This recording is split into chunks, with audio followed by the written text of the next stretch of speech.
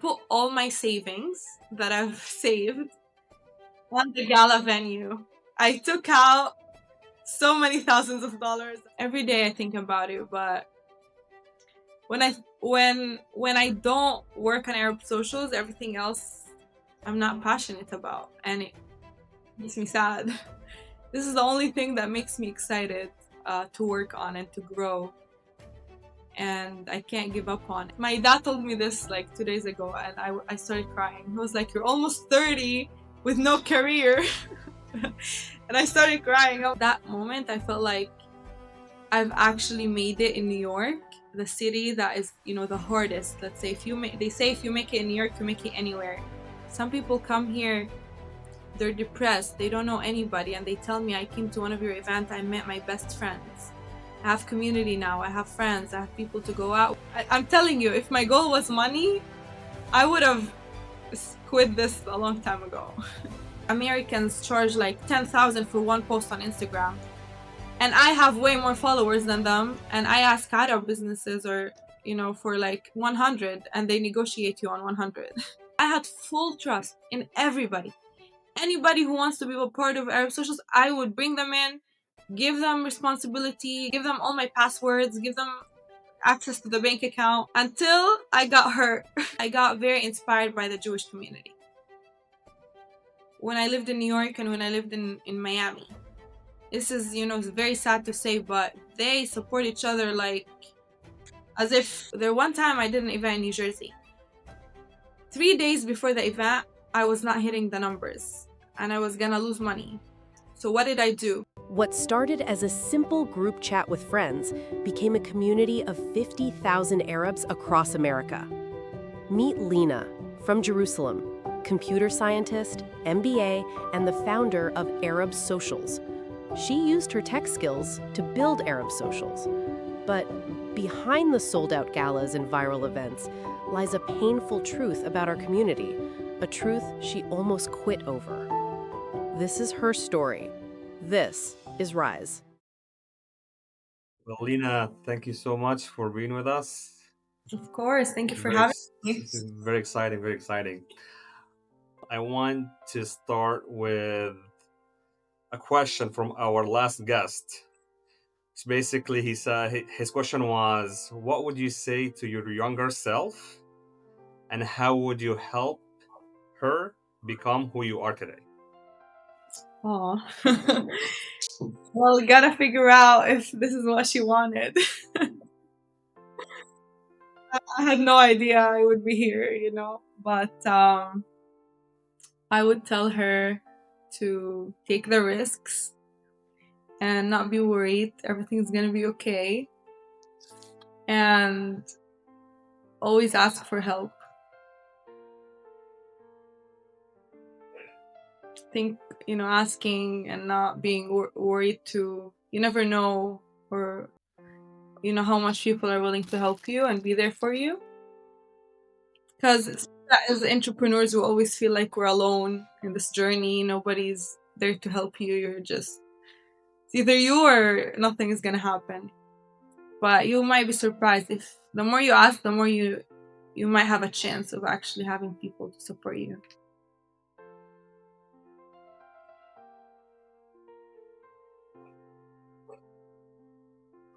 Mm-hmm. 100%. Yeah. Just do it, Don't worry about what people think.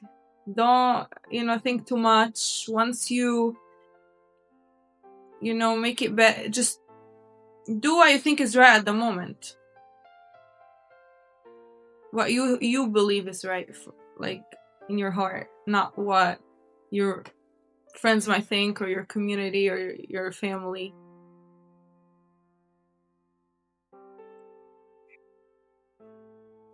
Yeah. All right, awesome.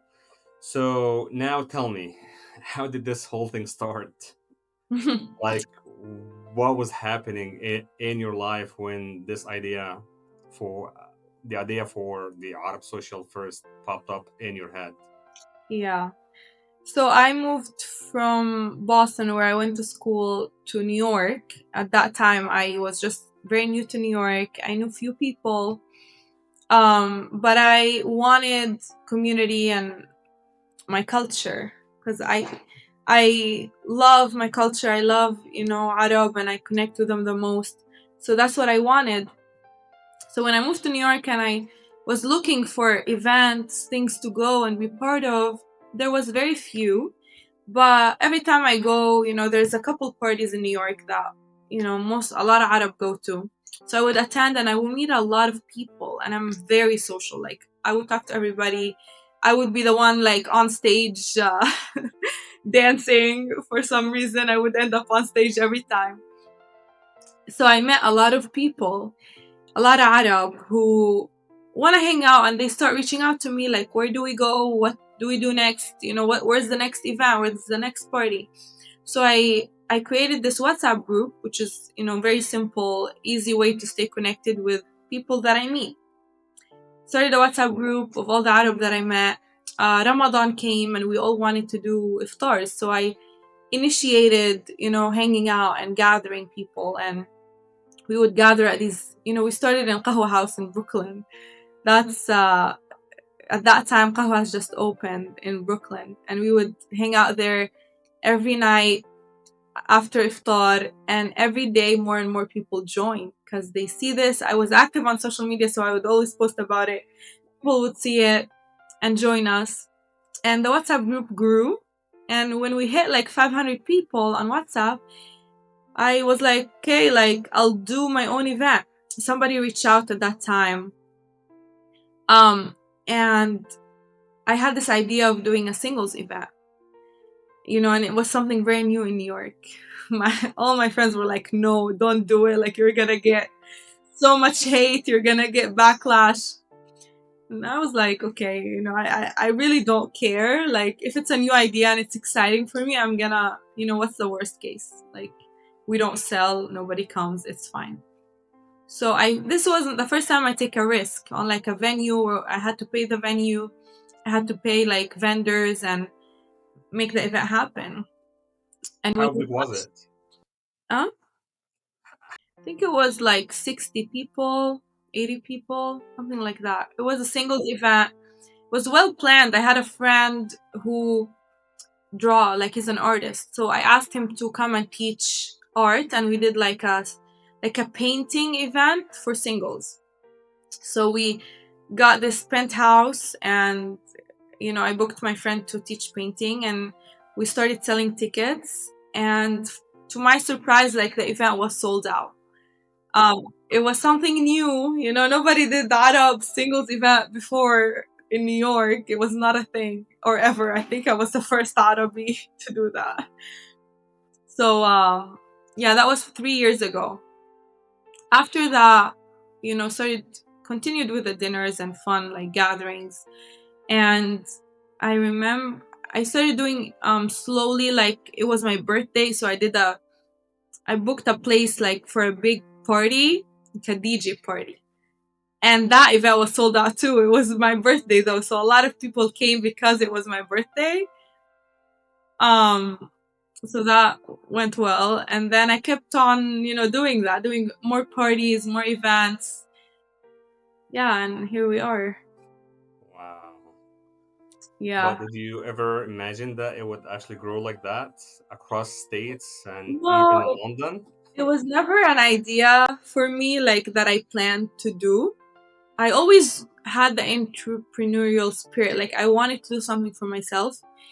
Even like I had a corporate job when I moved to New York. I was miserable. I love doing things on my own, and I love just being creative and excited. And if I'm not passionate, I don't do my job well. Like, I'm very bad at whatever I do if I'm not passionate.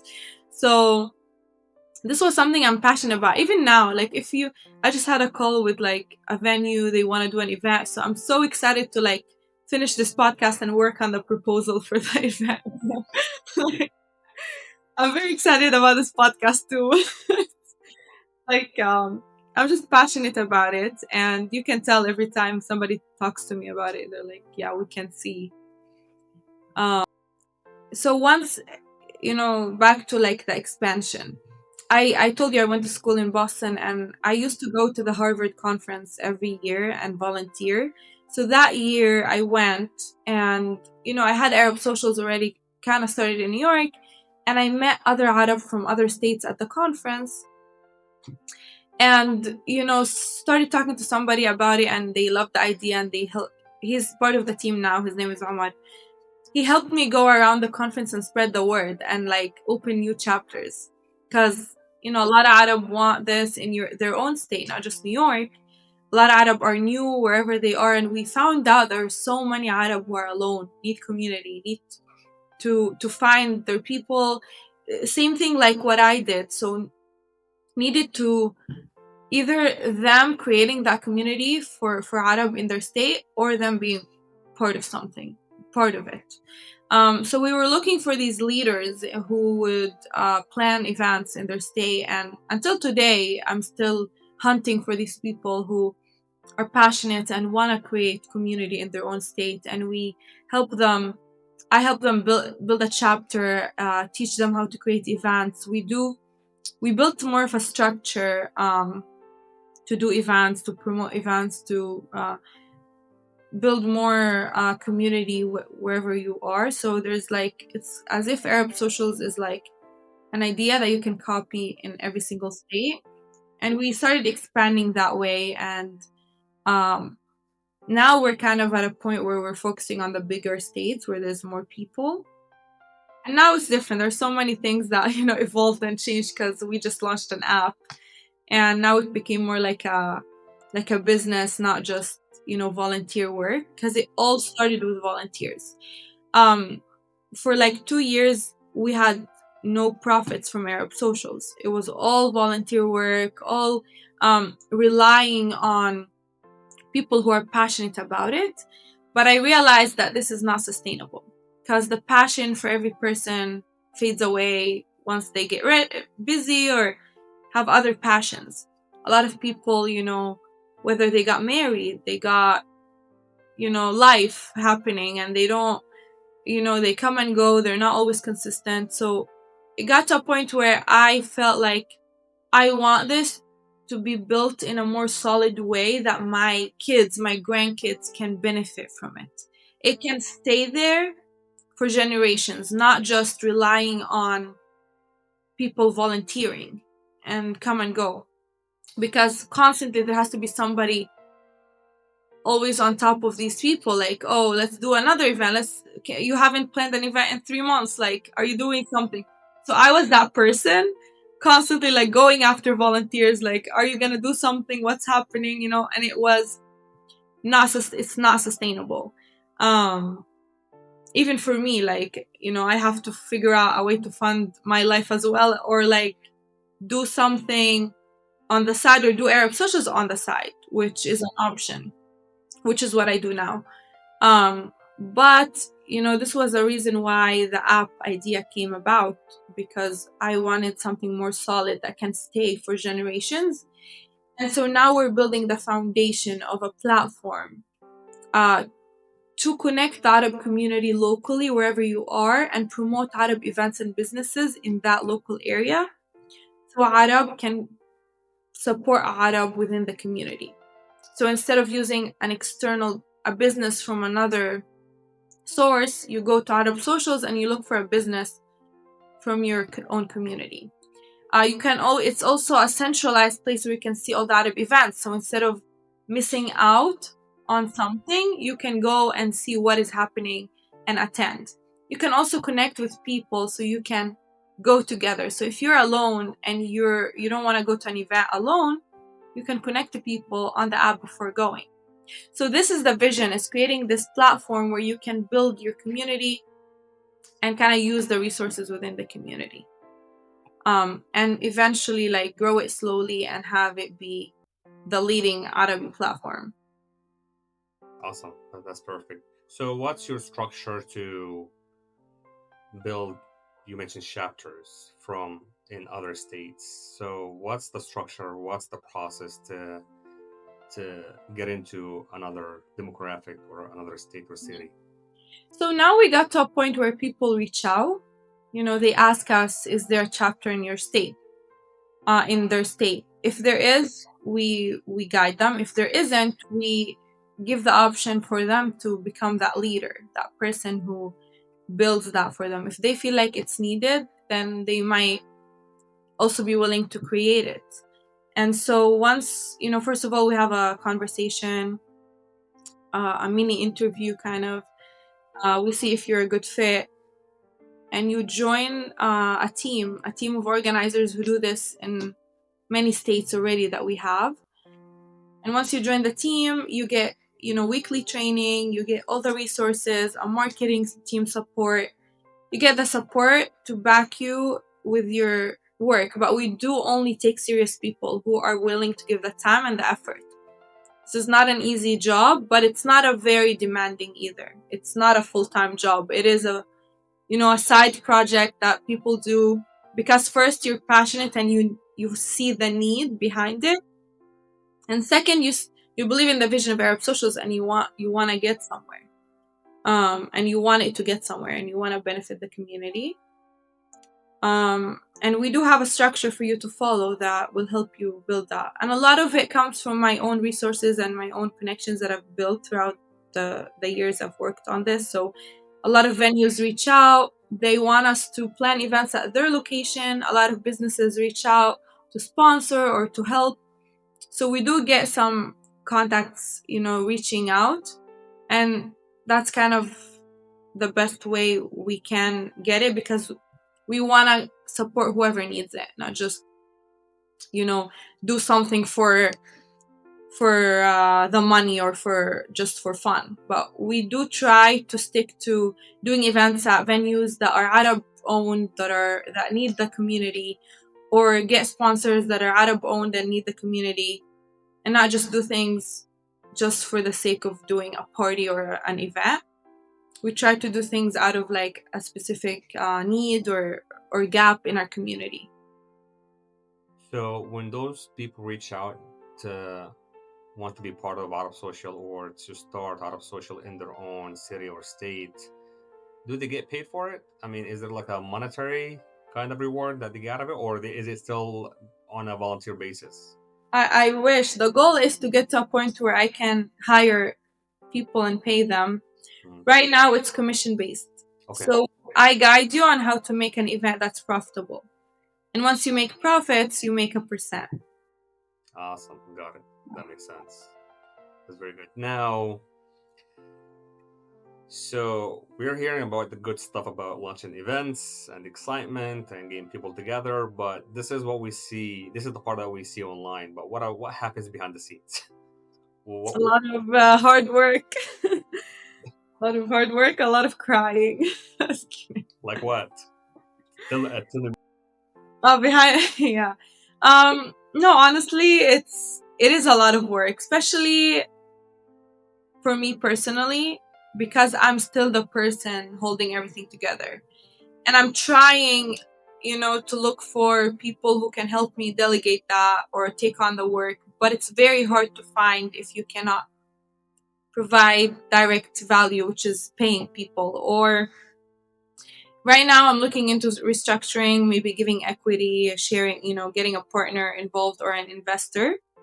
So that's where I'm at right now, because I do need a solid team to grow. I cannot grow it on my own, and I'm very aware of it. Right now, I'm the person behind the scenes, making sure every organizer is doing events, making sure we're staying profitable, nobody's losing money, because all the risk comes on me. We're funding the app and funding the platform from Arab Socials events. From whatever we generate, we fund. We don't have outside investors. We don't have any other source of income to fund what we're building. A lot of stress comes with it. A lot of, staying consistent, working on what we're working on, not staying innovative. I attend so many events just to get inspiration, to see what's missing, talking to people, doing interviews with users to see if they like the app, what kind of things we can add to it, what's missing. We have a marketing team, we have an app team, we have an event organizer team, and you you gotta connect everybody together, making sure like the flyers are made and they're posted, making sure social media is working and we're posting content, making sure events are happening and we're taking content, making sure all the problems are fixed at the event if something happens, making sure the people running the events know what to do and what they're doing, making sure the app team is developing the app and making sure our marketing team is also reflecting that. So it's a lot of like different things that you gotta connect and make sure everybody's doing their job all the time and making sure you're paying everybody. So it's a lot of work and it's a whole startup that like any company that's starting, and I really hope this stays, becomes like a very serious platform, and I envision it as something more taken seriously, because I've seen a lot of Arab groups come and go. They do events, they get bored, they stop. Somebody else. I don't want this to be that. I want it to be a really like stable platform that people can rely on and trust and grow with it. And so, the app is not perfect now, but we're still building features that will hopefully get there and be actually useful for the community. Awesome. So you're planning to eventually at some point for this to become your full? I would love to. I would love for it to be my full time from today, but it's a startup, as I said, and all the profits we make goes on making it happen. But eventually, I would love to do it full time. I would love to hire people to do it full time. Yeah, that's the goal. And what is it you are doing right now? Like on the side, Yeah, like, yeah, I do real estate. okay, awesome. It is another risky It looks like you like to risk a hustle. lot. Honestly, I am looking for a stable thing. So I just moved to Miami from New York, and Miami is a more different market. It's more, more hospitality, real estate. Things you cannot do just anything in Miami. And the job market is very not stable right now. So yeah. So going back, what is it like? Can you tell me one story that still gives you some goosebumps when you think about it, as far as how Yeah. far you have? The best, and I think the best moment throughout this journey has been was or one of the best moments was the gala that we did 2 years ago. And that gala, I never did a gala before, and no, I didn't know what I was doing, but I walked into this venue and I was like, this is a beautiful venue that I would love to do a big event here. So I thought about it. It was a 1 year anniversary for Arab Socials.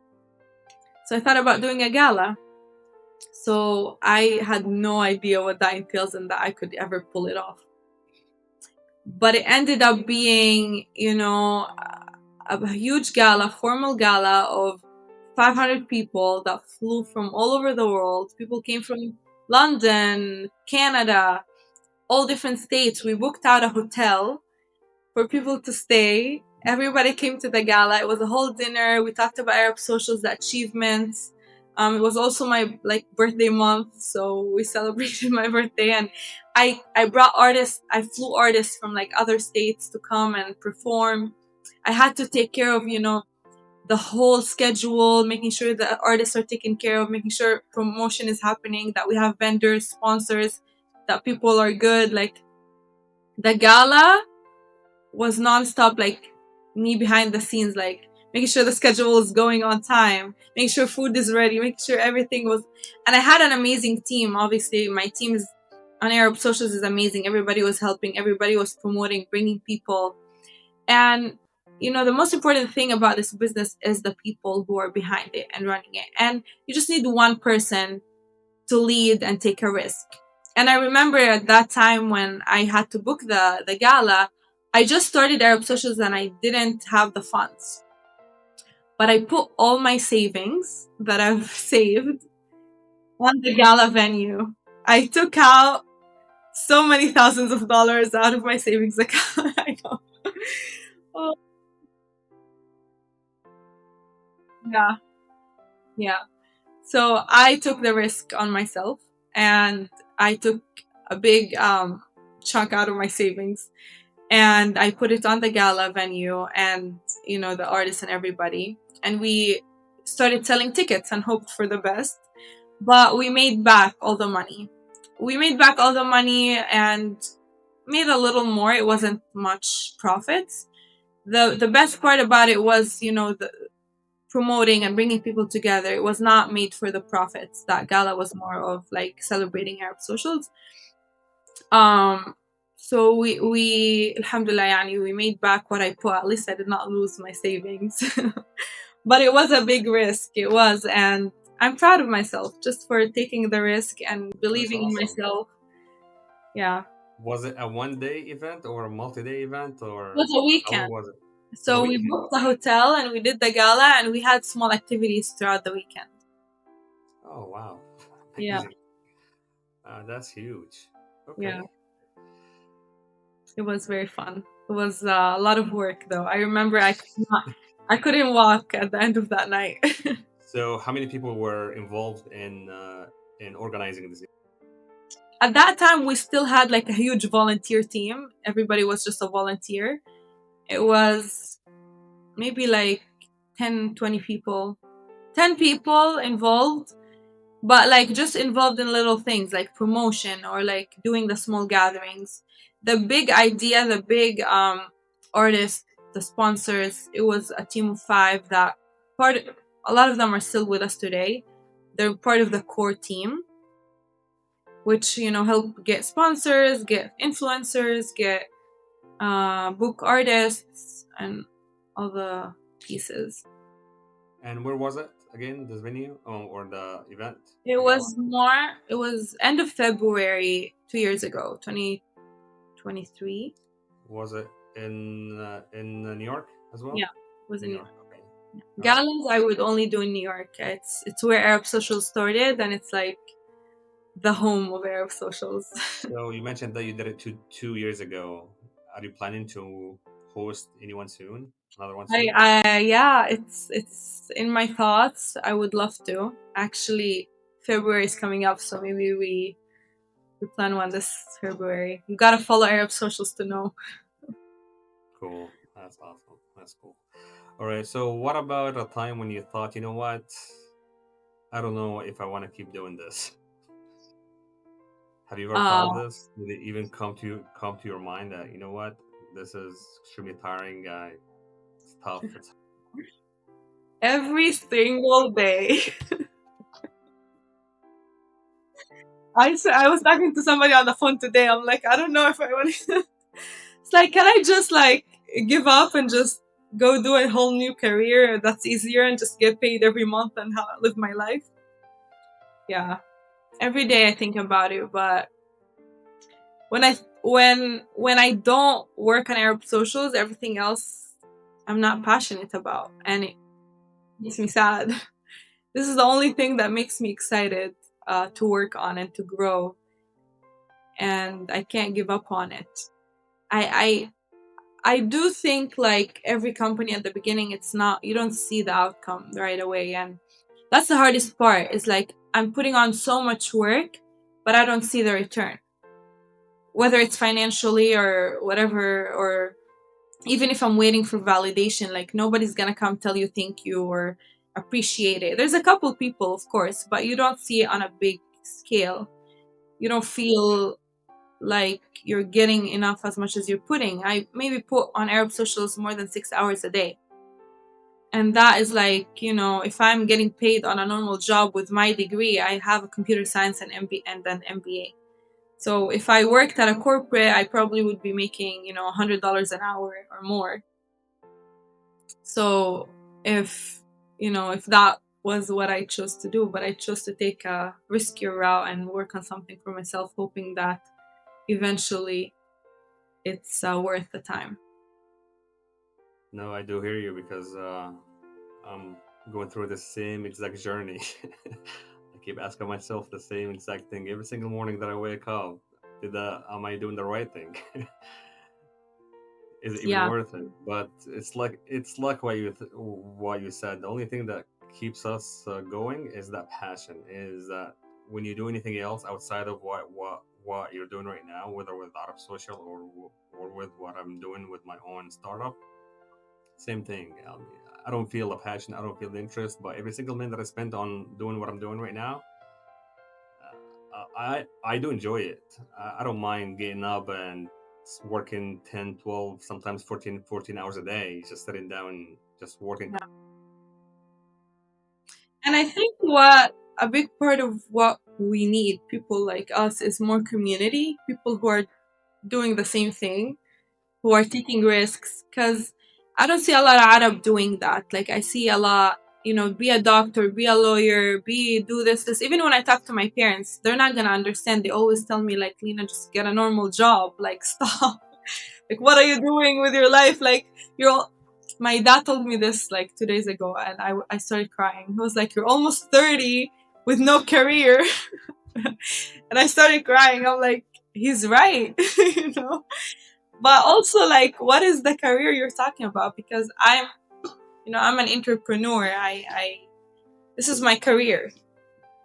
um and I'm not almost 30. I'm 27. So it's scary. It's very scary. It's very scary thinking you're growing older and maybe whatever you've been working on for your whole time is not going to be worth it. So, if you have other people around you who are doing similar things and can maybe motivate each other, uh, that's a good idea. Maybe I should do an Arab Socials entrepreneurial group chat. Yeah, yeah, or it's all community. Yeah. Who knows? Maybe I would love to take a part of this as well, because like what you said, I think it's us Arab where it's our mindset. It's the way we have been raised. Yeah. A stable job means a 9 to 5 with a paycheck at the end of the week. So Yeah. yeah. So now, what a what has been the most beautiful and even got you where you were surprised that something happened at Arab social event that just simply shocked you, or you know what, this is extremely beautiful. Mm. I'm glad Honestly, I saw that. every time I do an event and it sells out, especially the boat parties make me just like so happy. um but I think the recent, like, really nice moment was when an event came to New York and they wanted to do a big party.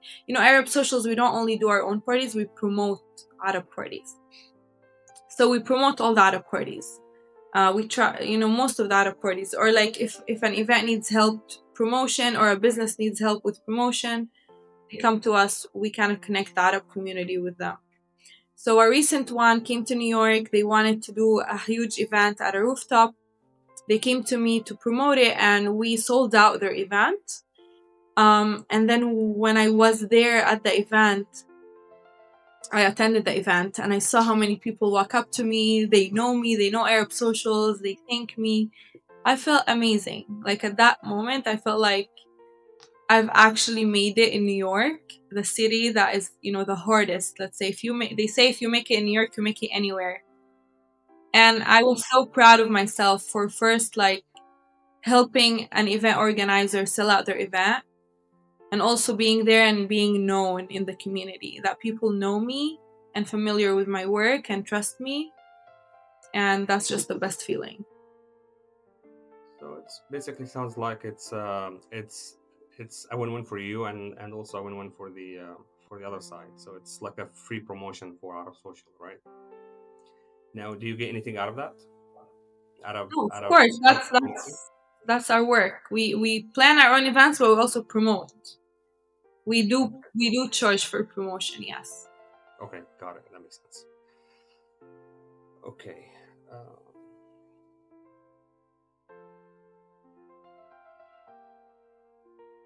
So, did anyone ever come to you and say, you know what, your event, this event, it changed my life? Yeah. Have you ever heard that? Yes. Yes, I You have. did. People, a lot of people actually, and a lot. I know a lot of people that it has changed and they don't say it. Not a lot. Most people are not gonna tell you, but a lot of people do tell me. And some people come here, they're depressed, they don't know anybody, and they tell me, I came to one of your events, I met my best friends. I have community now. I have friends. I have people to go out with. Some people got married from people they met through Arab socials events. Yeah, so we are changing lives. We are building families. Beautiful. Yeah. That's cool. So, how are you? Are you somehow documenting this somewhere, or are you We, sharing these we, kind of post, stories? we post on Instagram if people are willing to share. As I told you, most people don't tell us, don't share. Recently, a couple got married and they sent me a picture, so we posted it. Um, we try to share as much as we can on Instagram. That's mostly where we share. I see. And what makes an event feels right to you? Like, you know what, this event, this particular event, actually worked. Hmm. Like the success Yeah. factors. What are your success metrics? There's a Did all couple. your events actually? No, no. A lot of events, I mean, that's what I tell the organizers that are on my team. You gotta try. You're never gonna know unless you try and you put all your effort into promoting. And the easiest part is actually making the logistics of the event happen. The hardest part is getting people to go. And so finding venue, finding a place, time, what it includes, all of that, that's the easiest part. Because without the people, all of that is nothing. If you have the people and you just give them anything, it's sometimes the simplest events sell out and then the complicated ones don't. So you really gotta test and see what works. Um, but there's a couple factors. One is like, did you hit your so you gotta have like a list of expectations before you start planning an event, and that's you at the end you see if you hit them. So some depends on the venue. If did you hit your capacity that you wanted to? Did you hit the profits that you wanted to hit? And anything above is even better. Um, did you make was everybody happy? No major issues. There's always gonna have issues, but like nobody got hurt, nothing huge bad happened. um People were satisfied, happy, you took care of whatever you could take care of, and you followed up with everybody, and just as long as you hit your numbers, it's very good to always have like a metric that you measure with, not just do something without measurement if you're planning to grow and do something strategic. And what about the events that don't work out? Uh, what kind of feedback do you get from the attendees, from the people that join those kind of Sometimes events? we put effort and 1 2 people show up. There's always a reason, whether you didn't choose the right time, you didn't promote it enough, you didn't do an idea that's different and new. People love new stuff. They don't want to keep doing the same thing every day. Somebody who's worked all week, they don't want to go to like maybe a networking event on Friday. They want to maybe go out and just not think about networking. You gotta know the right time. Like if you choose a holiday where everybody's with family, it's not gonna work out. So choosing the right time, the right idea, the right place, promoting it in the right way. You gotta do what you can. Sometimes, up until the last week, there one time I did an event in New Jersey. 3 days before the event, I was not hitting the numbers and I was gonna lose money. So what did I do? I booked a flight to New Jersey. I printed flyers and I went to every single Arabi business, walked in the store, asked them to put the flyer on the door. So I walked into like 100 stores in Paris and New Jersey, asked them to put the flyer. You know, I had to do that because we promoted online, we promoted on social media, it was not working. So I needed to understand the market, need to understand where do people go, and you know, I learned a lot about the pattern. I was asking people about people, like how are they, what kind of events they like, where are they, how can I get to them. You gotta understand what the locals like, and I learned a lot about New Jersey people. They're not like New York people. You know, New York, I just put up a flyer online, everybody's on Instagram, they see it.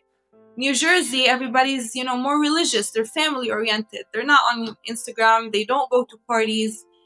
They don't want to be at parties. So you got, which I changed the whole, you know, marketing words. Even the title of the event matters. So instead of saying, you know, party, I said community event. So more people showed up. And then we sold out the event like in 3 days. Interesting. Yeah. So, for those kind of events, so you flew from Miami to New Jersey I was gonna fly anyway for the event day, but I made it earlier just to go and do things in person. and promote. Yeah. Okay, that's interesting. So, what do you think makes Arab socials different from any other social groups anywhere? The people behind it. I think, first of all, you gotta find, and I'm not trying to brag or talk about myself, but if you have somebody passionate about what they're doing and there's no, you know, bad intentions or any other intention other than what you see, which is purely bringing people together and the need behind it. I understand the need. I understand what it means because I came from a different country. I did not know anybody. I came alone and I understand what it means to need a community and need people. While I see other people who try to do the same thing, they're born here, they do it because they need money, because they need connection, they need the fame, they need whatever they need. And okay, it might succeed, but at some point it falls. And I've seen it because you're doing it for the wrong reasons. Even I had people just start doing this idea because they just want to compete with me. They think they deserve it, not me. And I'm like, okay, you know, like you can work together, we can grow something together, but they choose to, you know, try to do it on their own, try to compete. I don't know what their intentions is, but it's not purely because they see a need or because they understand why they're doing it. And when you don't have the right intentions, especially if you're trying to do something for the community, eventually, you know, it gets really hard. There's days where I'm telling you I cry and I want to give up. If I was not passionate and if I didn't understand the need, I would never continue in this. And that's why, you know, most people don't continue when they start doing events and community work. So the people are very important. The people on the team are very important. I have people who have been volunteering for 3 years now. They're not getting paid, but they're just so passionate that they continue. You know, these are the people that you need on the team. You need people also, you need a good energy. If you feel like somebody is ruining the energy and dynamic of the team, nobody wants to work with people they don't like or they feel, you know, bad energy around.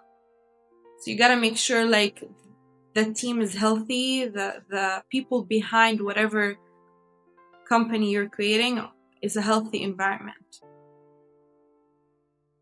And when you look at the Arab community here in the US, what do you think we need most right now? Good question. We need so much. We need the whole like Mindset change, right? we need to be open-minded. We need to be open to new ideas and to evolve and to accept new things. And especially, the American Arab community, I've noticed, is a lot of, the older generation. They came here a long time ago, but they're still holding on to the same culture and values they had when they came. While back home, like wherever they came from, they evolved. The Arab in that country have evolved. Even the culture changed, but the people here, they're still holding on to like the old way of living, thinking that's how it should be. And so when I came here, actually, I was shocked that there's so many like differences in culture, even if we're both Palestinian, or we're both Arab and Palestinian and born in this and come from the same country. But I'm born and raised there while they're born and raised here. We still have different values because people here are holding on to values that they think is still existing there. And when you come and try to do something different, which is America, this is the country of opportunity that you should be doing something new and different. They keep. What kind of values do you think they need to give up? Because sometimes the values of the American culture does not really lines up well with our own values, right? So there's a difference between core values that you're holding onto for a reason, obviously, and between just because, I'm afraid of judgment. And that's when you really see the difference, where if it's real values or not. So I'm born and raised on values, not being scared of the values. I believe in the values. So when I came here, I hold on to my values because it's a choice. So I'm raised not to drink, not to, do drugs. So I come here, I go to college, I'm completely alone. I choose not to continue not to do them. If I wasn't raised on values because I chose them, if I was raised because I'm scared of judgment, I would come here and I would do whatever I want. Nobody is seeing me. I would go to college and stay with Americans and not involved with Arab. Maybe I wouldn't have started Arab social scandals. I want to stay away from judgment, But I have values, and no matter where I go, where you put me, I'm gonna stick to these values. Because I hear a lot of Arab here. Like, I invite them to my events. They're like, oh, please, no, I want to stay away from Arab. I don't want to be around this. I'm like, why? Like, what are you scared of? Or what? Like, you like Arab, they love Arab culture, they love the food, they love the people, but they're all worried about being judged if they dance, if they drink, if they do this. Like, I don't want people to see me talking to this or that. And that's why they don't show up. That's why they don't want to be connected to their community. And a lot of, successful people, good people, I see them, they just don't get involved because being worried of judgment or being hurt from the community. And I see that, and it's so sad because these are the things we need to let go of. Judging each other because of different things we do. If we're all accepting each other and open to differences, nobody would be worried and we would all work together to grow. If you see somebody doing something wrong or you believe they're doing something wrong, you advise them. You give them your opinion. But that's it. You don't have to go extra by trying to hurt their reputation and going after them and doing the extra things or hurting them or making them have to be like what you think is right. And that's unfortunately what a lot of our community members do.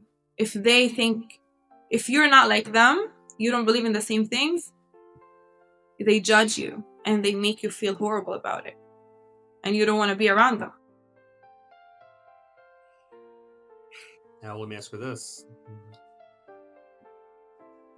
Do your events kind of uphold some of the values that we have as Arab? Or is it more on the Western side? Or is it something in between? We do events for everybody. We are in between. We don't go extreme in any sense. We have options. We do, some parties happen where there's a bar. You as an individual can choose to go buy or not from the bar. We do not give you, we do not force you to do anything you don't want to do. So a lot of our spaces do have a bar because this is how businesses make money, off of giving us their venue. So in order to make that event happen, a bar exists. Okay, you don't want to drink, you don't want to be around that, that's okay. We have other events. We have events at a coffee shop. You can attend the coffee shop and network with people. And then people come and tell you, oh, girls and guys together, we shouldn't be in that environment. I'm like, okay, then we have girls only events, so you can go there. No, there's something for everybody. But don't judge other people on what they're doing if you choose not to do that. We do. And also the thing is, you have to understand is our events don't have an agenda. Every single event organizer is really kind of have the flexibility to do the kind of events that they feel are appropriate or feel like their community needs. So we do market research. Like if you're in New York, the type of events that are gonna work are different than the kind of events that are gonna work in Michigan or in Chicago. It's different kind of people. They like different kind of things. And not everybody at the same time. So it depends where you do it and what you do. And at the end of the day, we're building a business. So we need to do what works. Yes, obviously I have values and my values, in somewhat affect the event, but not completely. Because at the end of the day, you gotta do what is gonna work. If my values say no dancing, no music, no drinking, and we try to do the other kind of events, they don't work. Nobody shows up. Maybe 5 people show up.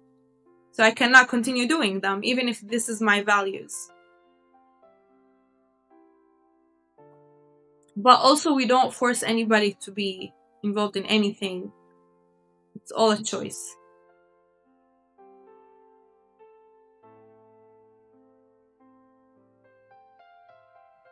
All right, now, when someone comes to one of your events for the very first time, what do you hope they walk away feeling? I hope they feel accepted, welcomed, and that they have gained from the event. Gained a connection, community, a space where they can come back to, gain something out of coming. One of the challenges of the typical events is that people buy tickets, they come and hang out and network, and then everyone leaves. And Yeah. always my question to all these events, and regardless of the events, whether it's a small event or like a big old conference, to me 100%. they all feel the same exact thing. And the question that I keep asking, and it was on one of the on our first episode, was that the question is, then what? Yeah. What And happens after that? that is, remember when you asked me the difference between Arab socials and others? We build community. Everybody's connected. We have a platform, and this is the number one thing in Arab socials. It is not the events. The events is a way to connect the community in person. Our main thing is the platform where you connect with people, whether on the app or on WhatsApp. We started with WhatsApp groups. That's how we connected people. And then WhatsApp groups started getting more scams, and it was so hard to control. We created the app where you can create a profile, you can join group chats, you can talk to people, you can connect with people. So if you meet people in person in the event, you can connect with them on the app.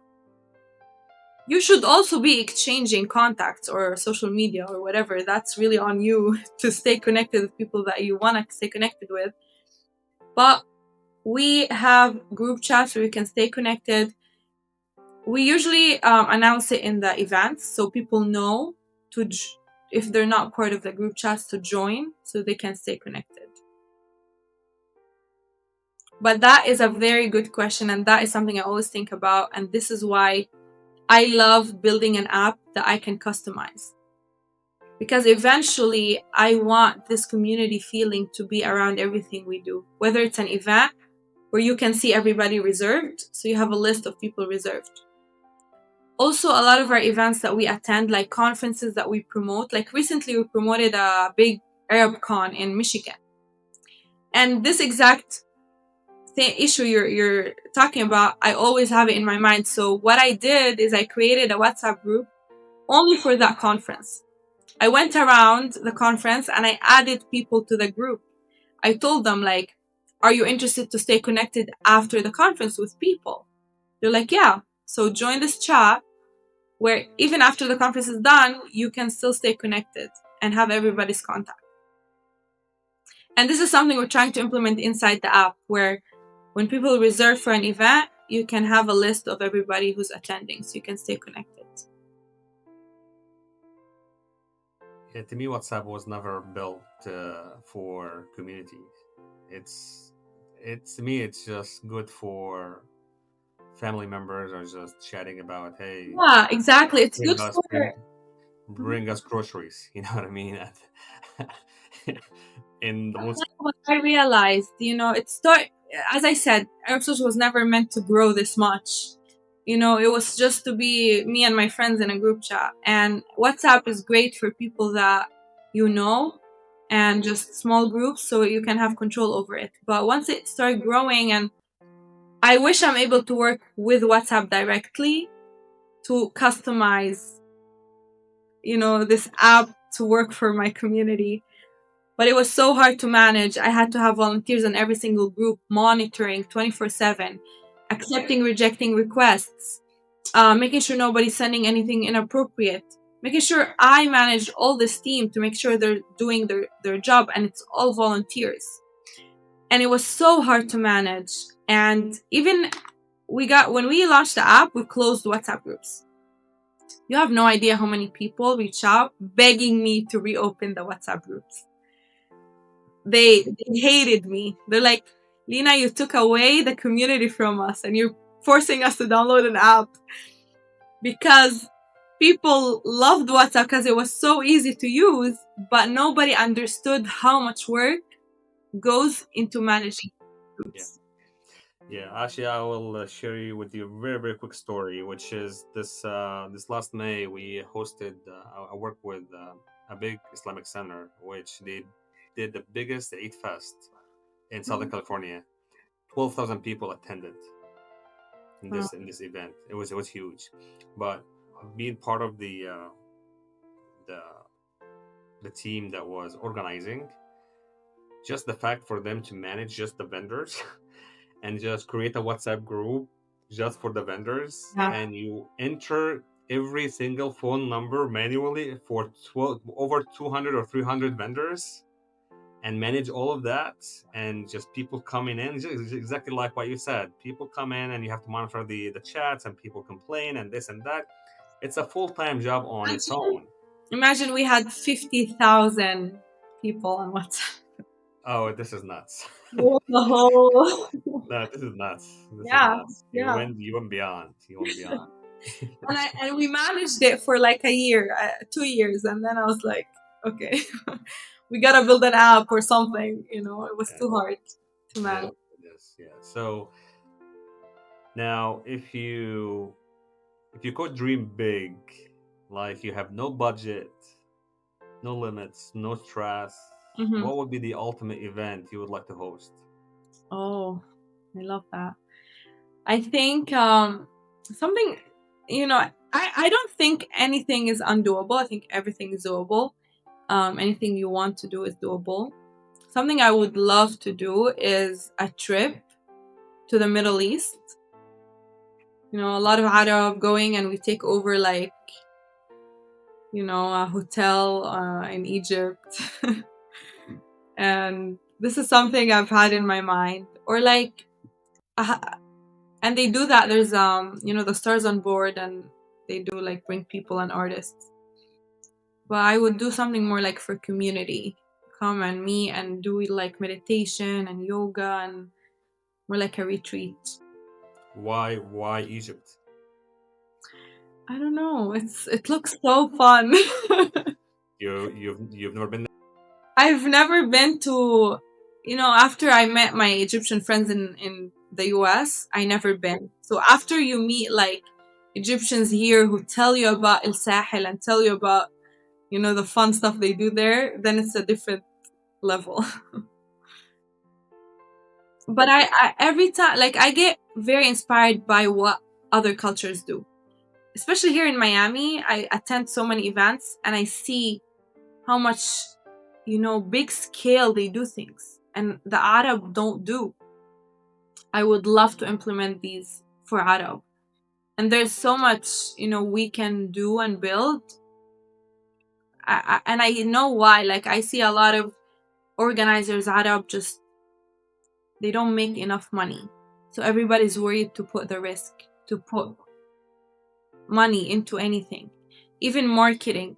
Nobody has a big budget. Nobody wants to take a big risk on Arab community because it's so unstable. You don't know if people are gonna, Arab buy tickets last minute. And I hear that all the time from organizers. Like, we don't know if we're gonna sell tickets or not because people buy last minute. People, nobody wants to invest. Nobody wants to sponsor. I try to find sponsors. It's so hard to find Arab owned businesses to give you money. And it's so sad. Like, if I see non-Arab events growing and making more money and, organizing bigger things and bringing more people and connecting more people because they have within them the support and people not being worried to lose a couple $100. But with us, I'm not sure like what it is yet, but we don't have the sense of we want, like, they don't see maybe the importance of these events, of community, of staying connected and supporting, and not necessarily getting everything back that you need. Yes, sometimes you put money because you need to see your business return right away. But you gotta think bigger. Once you give and you see these events grow, you're gonna eventually help your business. You might not see it right away. Like, for example, businesses reach out for me. They're like, Lina, we want you to plan an event at a restaurant. But they're so worried about making money that night that they don't think about investing in that night to get return later. They just want to see the return that night. How many people are bringing me? Is everybody ordering? Am I gonna make money that night? And I try to explain it. I'm like, you're hiring me to bring you people because everybody's gonna come later and bring their family or bring more people for you. You're not necessarily gonna make 100,000 that night, but you're gonna see it later on. You might have to even pay for extra to bring a DJ, to bring entertainment, to provide a nice experience for people that night. That one night you just spend a little more to see return later. Even for people to meet at your space and talk about it later and say, oh, we met at this location, this is gonna help your business. So I think a lot of just businesses don't see that yet or don't think that way yet. We don't have the culture of like sponsors, paying influencers, paying for things, and everybody just wants to see immediate results. And I see like Americans charge like 10,000 for one post on Instagram, and I have way more followers than them. And I ask Arab businesses or for like 100, and they negotiate you on 100. And it's true and it's sad. Like, okay, how am I gonna do my job? How am I gonna survive?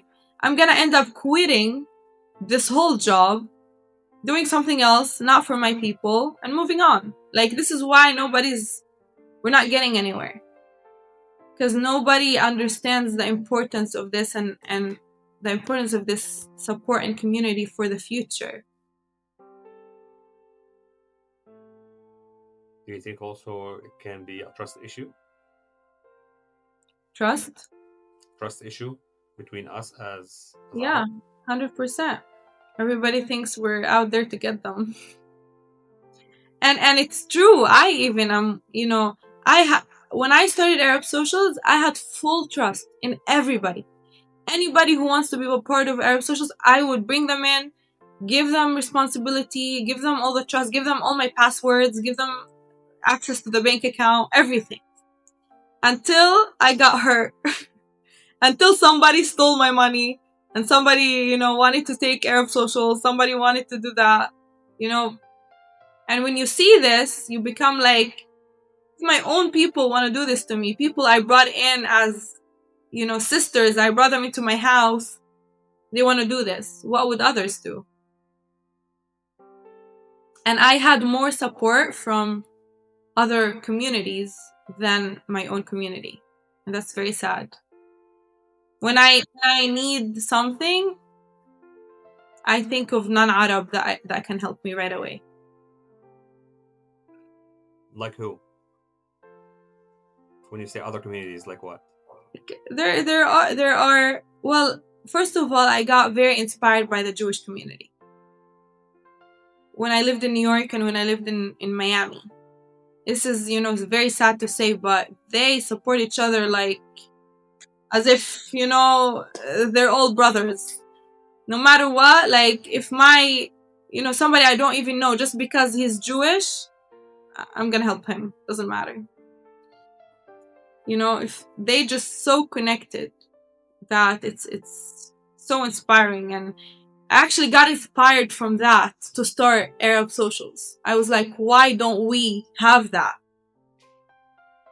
If I need a home, is there an Arabic place to open their home for me right away?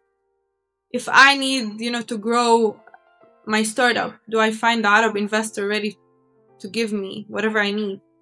Because I had Jewish people want to invest. And I will obviously not do that. And I don't know if you should publish this on the podcast about Jewish, do not. But it's honestly very sad. It's very sad to see like that I am getting a lot of Arab that want to support. Actually, I'm grateful for that. But I just got inspired by other communities, also the Latin community. Like, they only speak Spanish, they don't even need the English, and they all work together and they help each other, and they're making America even more, especially Miami, more Latin than American.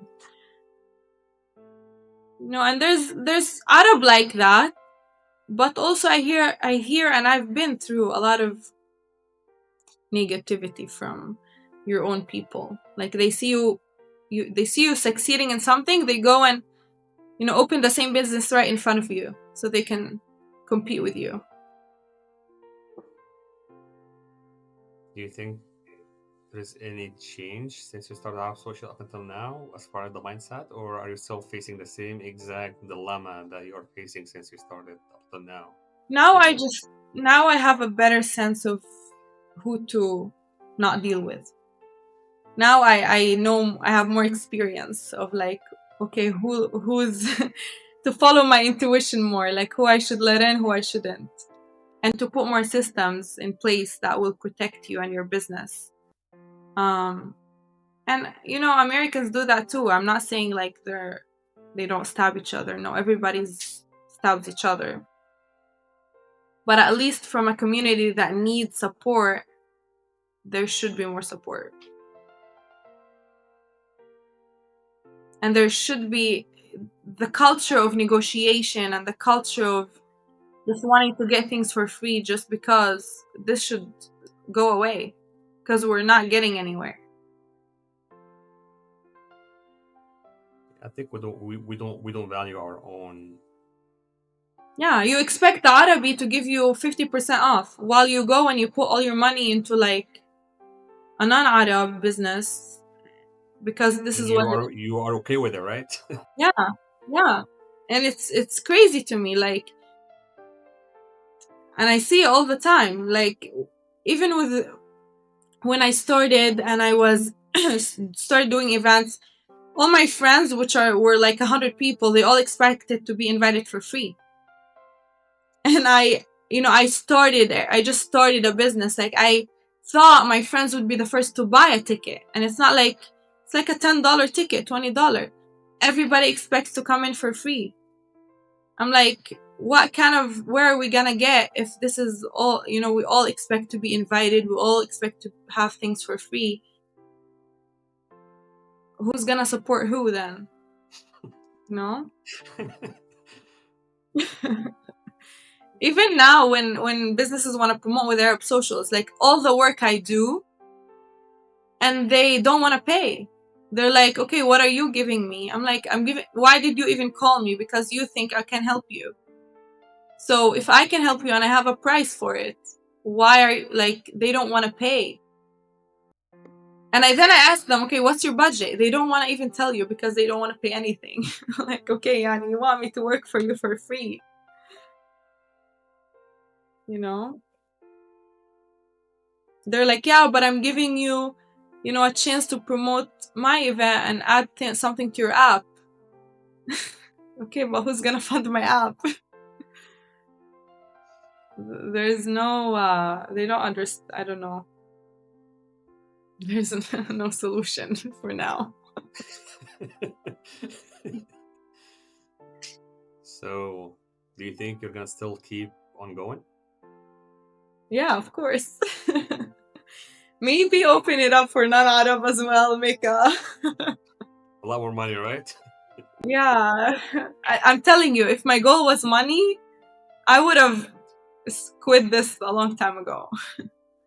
You gotta be passionate and see a bigger vision for you to keep going. Yeah. So, we started this by talking about what you would say to your younger self, right? Mm-hmm. Now, if that younger version of you showed up to one of your events today, surrounded by hundreds of Arabs, they're laughing, they're connecting, what do you think she would say to you?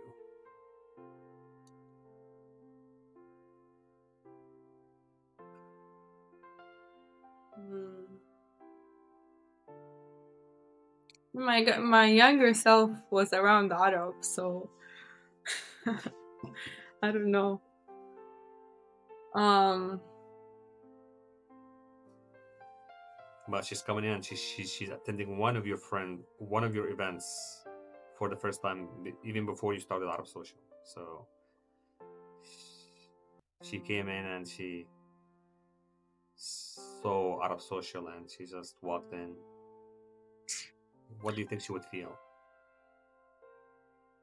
she would feel like you've done a difference, you made a difference, proud, and yeah, proud and happy about the change that we've made in people's lives. What would be the question you would like to ask our next guest?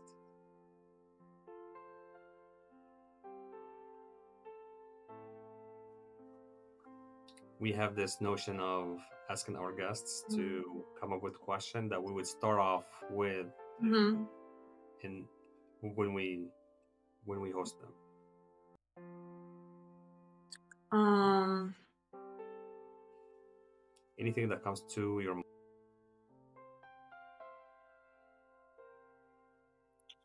when it gets really, really hard, what keeps you going?